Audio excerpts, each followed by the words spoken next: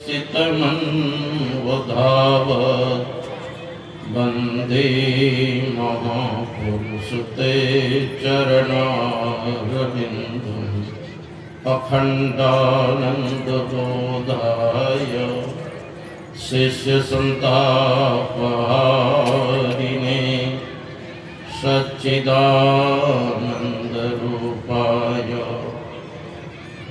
My गुरवे नमः। पूज्यपाद के श्री चरणों के कोटि सनमन। पूज्यपाद गुरुजन, उपस्थित माताओं एवं भक्तिमती बहनों, मंगलमय सब समाज। अभी हम लोग रामचरितमानस सारस्वती का 7वां सोपान उत्तरकांड से पाठ श्रवण किया। कागभूषुंडी जी और गरुड़ जी का संवाद। एक बार भगवान विष्णु गरुड़ पर सवार होकर के भगवान शंकर से मिलने के लिए कैलाश पर्वत, और जब नजदीक पहुंचे तो गरुड़ को देख करके सर्प जो पुकार मारने लगा, क्योंकि भगवान शंकर के गले में बांसुरी नाग। अब गरुड़ जी क्या करे, वह तो भगवान शंकर के गले में बांसुरी नाग था, पुकार मार रहा था बार, लेकिन गरुड़ जी से रहा नहीं गया। गरुड़ जी कहते हैं, जानामि नागेंद्र तव प्रभाव कंठे स्थितो गर्जसी शंकरस्य स्थान प्रधानम न बल प्रधानम स्थाने स्थितो का पुरुषो ईश्वर। गरुड़ जी क्या कहते, जानामि नागेंद्र तव प्रवाह। हे गरुड़, गरुड़ जी कहते, हे बांसुरी नाग, मैं तुम्हारे प्रभाव को अच्छी तरह से जानता हूँ। जानामि नागेंद्र तव प्रभाव कंठे स्थितो गर्जसी शंकरस्य। भगवान शंकर के गले में रह करके गर्जना करते हो। अगर तुम्हारे अंदर सामर्थ्य है, बल है, पराक्रम है, तो भगवान शंकर के गले से थोड़ा हट करके हमसे प्रयास, तब तुमको पता चल जाएगा कि तुम्हारे अंदर कितनी शक्ति है, सामर्थ्य है। जानामि नागेंद्र तव प्रभाव कंठे स्थितो गर्जसी शंकरस्य स्थान प्रधानम न बल प्रधान। यहाँ स्थान की प्रधानता, बल की प्रधानता नहीं है। अपने अपने स्थान में सब शेर बन जाता है, जब फील्ड पर जाता है तो गिदड़ बन करके आ जाता है। तो कहते हैं, जानामि नागेंद्र तव प्रभाव कंठे स्थितो गर्जसी शंकरस्य स्थान प्रधानम न बल प्रधानम स्थाने स्थितो का पुरुषो विशूर। अपने अपने स्थान में तो कुत्ता भी शेर बन जाता है, लेकिन फील्ड में बाहर जाएंगे तो पता चलेगा ना। तो स्थान की प्रधानता है। अगर हम लोग भक्ति करना चाहते हैं तो किस स्थान पर बैठ करके हम भक्ति प्रारंभ करें। भक्ति के चर्चा चल रही थी, तो जवाब दर्शनोपनिषद में है कि साधक को कहाँ बैठ करके ध्यान करना चाहिए। पर्वत आग्रे नदी तीरे बिल्म मूले फने थवा मनोरमे शुचो देशे मठं कृत्वा समाविशेत आरंभ्य चासनम पश्चात प्राण मुखो दंड मुखो पिवा समग्री व शिरः काया समृता सुनिश्चलः नासाग्रे सद्भिन्न्दे बिंदु मध्य तुर्यकम सर्वंतमृतम पश्यन् नेत्राभ्याम सुषमाय। साधक को कहाँ बैठ के ध्यान करना चाहिए, का पर्वत आगे। देखिए, गुरु गोविंद सिंह जी महाराज के जन्म हुए पटना साहिब, लेकिन साधना कहाँ किए जाते हैं। जोशी मठ और बद्रिका आश्रम के बीच में एक हिमालय तरफ गया है रास्ता, हेमकुंड, जहाँ हजारों सिख जाते अभी भी दर्शन करते। और हिमालय में हो तो अभी भी हजारों महात्मा संत महात्मा ध्यान करते, वो पवित्र स्थान करते। कहते पर्वत आगे, अगर पर्वत नहीं हो तब साधक को कहाँ ध्यान करना चाहिए। नदी तीरे, गंगा किनारे बैठ के ध्यान करो। आप जहाँ से गंगा नदी निकली है, गौमुख से 18 किलोमीटर, मतलब गंगोत्री से 18 किलोमीटर गौमुख है। उसके ऊपर भी संत महात्मा रहते हैं झोपड़ी बना करके ध्यान कर। तो गंगा किनारे आप गौमुख से चले जाएंगे गंगा सागर, हजारों आश्रम मिलेंगे जहाँ पर संत महात्मा आश्रम बना के ध्यान करते। संत मत के ही कई आश्रम मिल जाएंगे, ऋषिकेश में है, गाजीपुर झेलम बनारस के आसपास है, आपके कुप्पा घाट है, आप क्या कहते हैं कहलगांव में बीच है, गंगा जी में ही पहाड़ है, वहां पर भी महात्मा सब रहते हैं, कलकत्ता में गंगा से बहुत जगह। तो यह पवित्र स्थान बताया। अगर गंगा किनारे नहीं हो तब साधक को कहाँ ध्यान करना चाहिए? बेल मंगोली, बेल मंगोली मतलब बेल वृक्ष के नीचे बैठ करके ध्यान करना। कहा घुसंडी जी कहाँ ध्यान करते? पीपल तरुतर ध्यान सो धरई, जा पियाग पाकरी तर करई, आम चाकर मानस पूजा, अत्तजी हरि भजन काज नहीं। तो ये सब स्थान भजन करने के लिए बताए। बेल में बोले अगर बेल वृक्ष भी नहीं हो तब कहाँ साधक को ध्यान करना चाहिए? मनोरमे, जहां आपका मन रम जाए, जहां अच्छा लगे वहां बैठ के ध्यान करो। शुचोदेशी मतलब पवित्र स्थान होना चाहिए। शुचोदेशी मठम कृत्वा समाविशेत, मठ बना के झोपड़ी बना के वहां बैठ जाओ। ये तो बैठने का स्थान है। बैठ के क्या करें? अगर युक्ति मालूम नहीं है तो बैठ के क्या करेंगे? बैठने के लिए भी बताया गया। स्मं काय श्रोग्रम धारे अनचलम इस तरह संपिक्ष नासिकाग्रम स्मं दिशे चानवलो। कहा पहले शरीर गर्दन मस्तक को सीधा करके बैठ जाओ। यही बात भगवान कृष्ण से उद्धव जी ने पूछा था। यथा तुम्हार विंदाक्ष यादृशम यदात्मकम ध्यानेन मुक्षुरे तन्मे ध्यानम वक्तुत्वम रस। हे कमल नयन, हे श्याम सुंदर, मुमुक्षु गण आपका किस रूप में रूप का ध्यान करें और किस भाव में ध्यान करें? इसी पर भगवान कृष्ण ने कहा था सम आसन आसीना सम काय यथा सुखम हस्ताबुत समाधाय स्वर्ण सागर प्रत्यक्ष।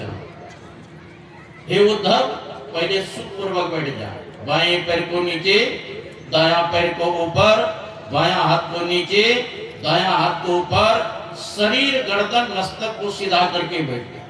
ये तो बैठने का हो गया। अब बैठ के क्या करें? अगर युक्ति नहीं मालूम है तो बैठ के क्या करेंगे? तो कहा बैठ के क्या करना चाहिए?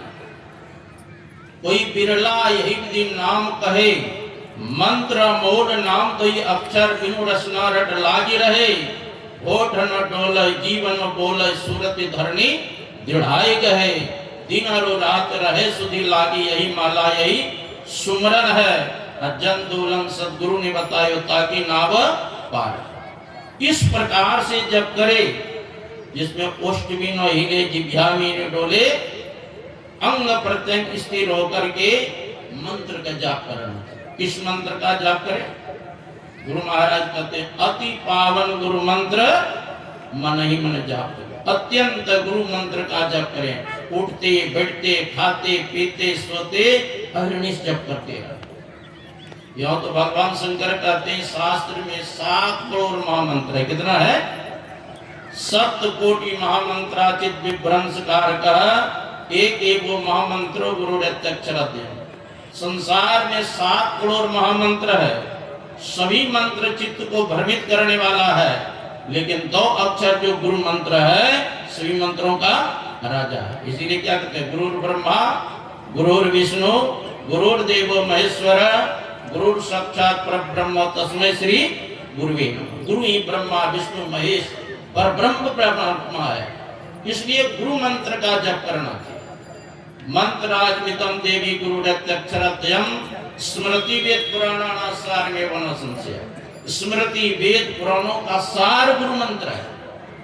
इसलिए मंत्र, देखिए मंत्र कोई छोटा बड़ा नहीं होता, जपने का महत्व है। जो गुरु मंत्र बता दे उस मंत्र का जप करते रहना। गुरु महाराज कहते सर्व क्षण गुरु मन जो में ही रहे हो, निश्चय ही निर्वाण हो संत सब कहे। प्रत्येक क्षण अगर मंत्र का जप करेंगे एक न एक दिन निर्वाण अर्थात मोक्ष तक को प्राप्त। गोरखनाथ जी महाराज कहते हैं 600 सहस 2100 जाप अनहद उपजे आपिया। 21,600 श्वास चलता है 24 घंटा के अंदर। प्रत्येक श्वास में अगर जप करेंगे तो अनहद उपजे आपिया। तो मंत्र का जप करते रहना चाहिए साधक को विशेष रूप से। मैं जब बंबई जाता था, 1 महीना का कार्यक्रम होता था, गुरु गुंगेश्वर धाम है खार में, वहां के स्वामी मेश्वरानंद जी थे महाराज, अभी भी वे स्थापक है। उन्होंने हमसे कहा महाराज जी हर एक हमेशा जप करना चाहिए। उनका कहने का मतलब जैसे लोग शंका करने जाते हैं, शौच करने जाते हैं, उस समय भी जप करना चाहिए कि नहीं करना, मन में संदेह होता है कि नहीं। तो मैंने कहा कि वेद में मंत्र है अपवित्रो पवित्रवा सर्वावस्थागतोपि वा या स्मरेत पुंडरीकाक्षस्वा या व्यंत्रो। अपवित्र हालत में भी भगवान नाम का स्मरण करेंगे आप पवित्र हो जाए। सर्वावस्थागतोपि वा, सभी अवस्था भगवान नाम का स्मरण करो, पता नहीं कब शरीर छूट जाएगा। इसलिए अर्जुन से कहा था युद्ध भी करो मेरा स्मरण करो, तस्मात् सर्वेषु कालेषु मामनुस्मर युद्ध च। हे अर्जुन युद्ध भी करो मेरा स्मरण करो, नहीं तो मरण काल में इधर उधर अगर चित्तवृत्ति चली जाएगी तो हो सकता है दूसरे जन्म में जोनी में जन्म लेना पड़े। इसलिए निरंतर जप करो। इसलिए शास्त्र में दिया है शतम व्यायो भोक्तव्यम सहस्रं स्नानमाचरे लक्षम व्यायो दातव्यम कोटिम त्यक्त्वा स्मरेत्। 100 काम को छोड़ के भोजन करना चाहिए।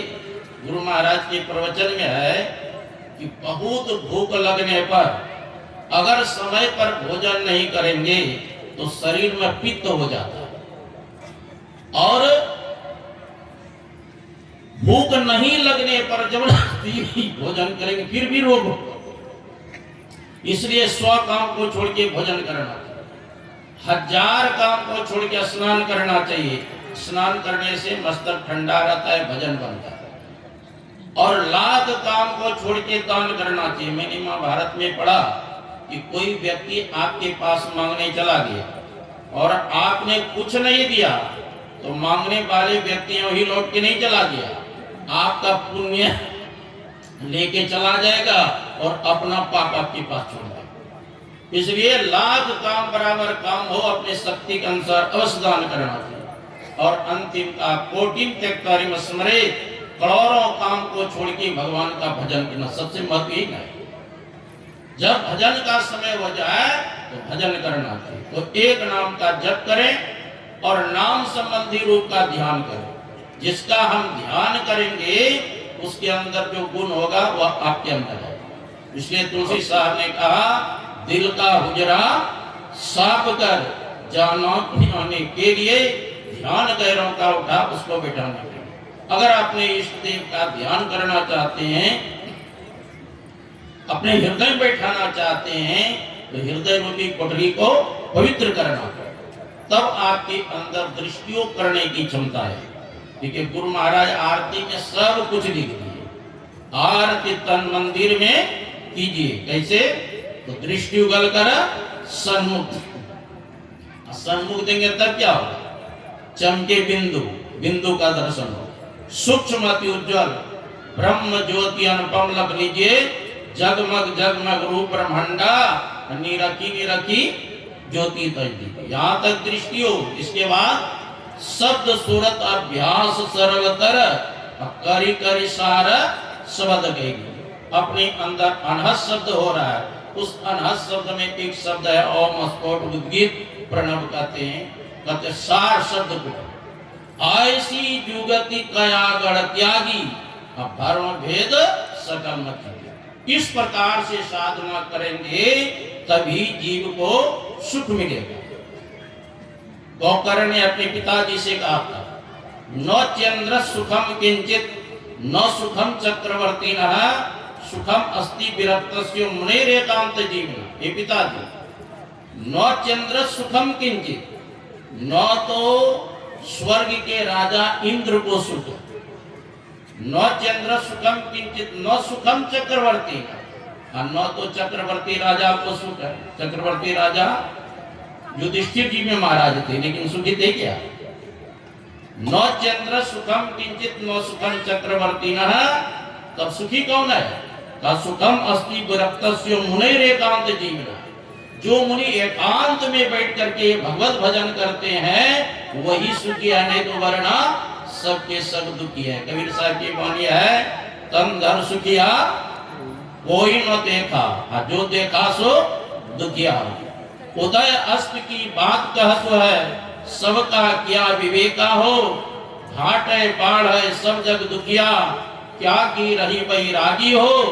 सुखदेव आचार्य दुख के डर से गर्भ से माया त्यागी। जोगी दुखिया जंगम दुखिया, तपसी को दुख दूना हो।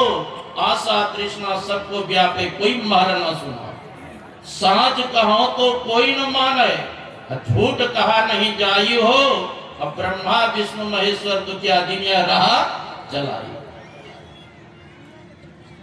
भूपति दुखिया रंग दुखी मन विपरीति, मतलब सब दुखी है, फिर सुखी कौन है? अंत में संत कबीर साहब कहते हैं, कहे कबीर सकल जग दुखिया, संत सुखी मन जीती हो। जो मन पर विजय प्राप्त कर लिया वह सुखी है, या एकांत में बैठ करके भगवत भजन करते हैं वो सुखी है। तो संतोष युक्ति जान करके हम लोग साधन करें तो परम कल्याण होगा। विशेष रूप से हम लोग पूज्यवा के मुखार में शरण करें। बोलिए श्री सद्गुरु। बिना समय गंवाते